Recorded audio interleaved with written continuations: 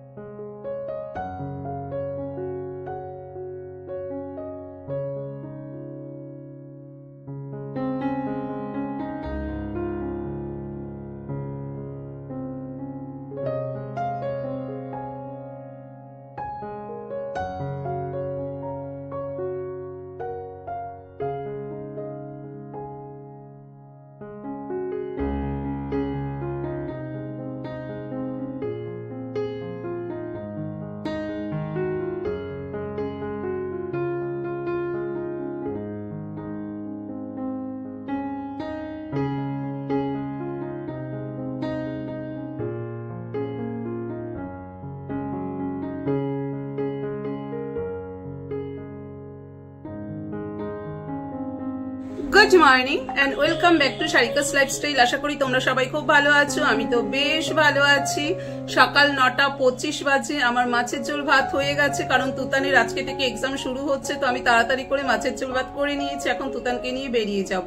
তুতানের খাওয়া হয়ে গেছে, আজকে দুধ কর্নফ্লেক্স খেয়েছে, কারণ ওর একটা সময় ছুটি, তাই বলে এসে আমি লাঞ্চ করবো, তার জন্য জাস্ট দুধ কর্নফ্লেক্স আর কলা এই খেয়ে ও এখন রেডি হচ্ছে।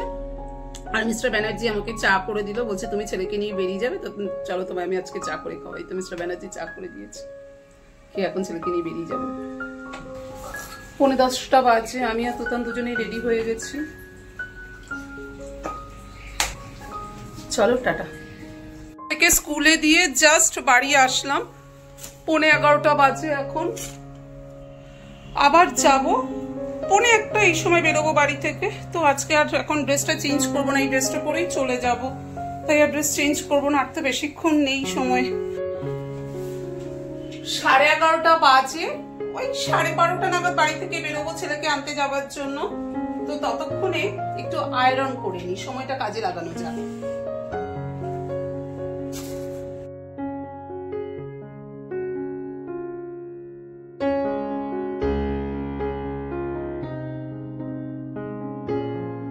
আয়রন হয়ে গেল, এই 5টা সেট আয়রন করলাম।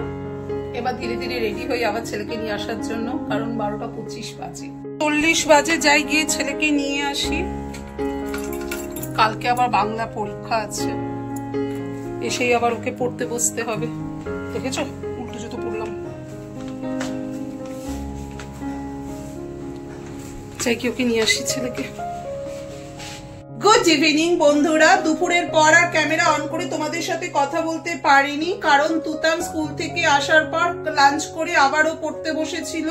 ওর পেছনে তো আমাকে এখন থাকতে হবে, যেহেতু কালকে বাংলা এক্সাম, তার জন্য আমি আর ক্যামেরা অন করে তোমাদের সাথে কথা বলতে পারিনি। তারপর তুতানকে পড়াতেও হচ্ছিল। তো যাই হোক, এখন সন্ধ্যেবেলা সোজা কিচেনে চলে এসেছি। তুতানের জন্য একটু ম্যাগি করলাম, ও এখন ম্যাগি খাবে আর আমি চা খাবো।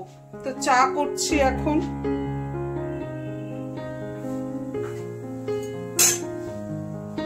এই যে তুতান এখন ম্যাগি খাচ্ছে, খেয়ে আবারও পড়তে বসবে। এই যে আমার চা নিয়ে বসে পড়েছি। চা খেয়ে আবার ছেলেকে পড়াতে বসাতে হবে এখন।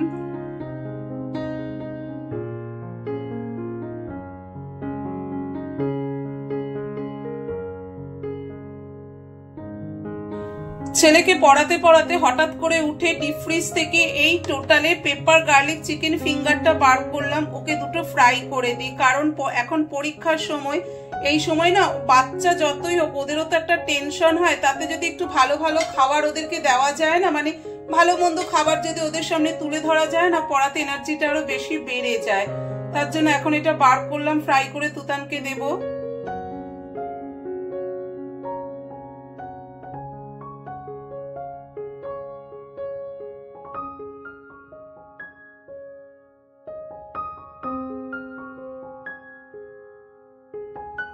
ফ্রাই হয়ে গেছে, তুতানকে দিয়ে দিই।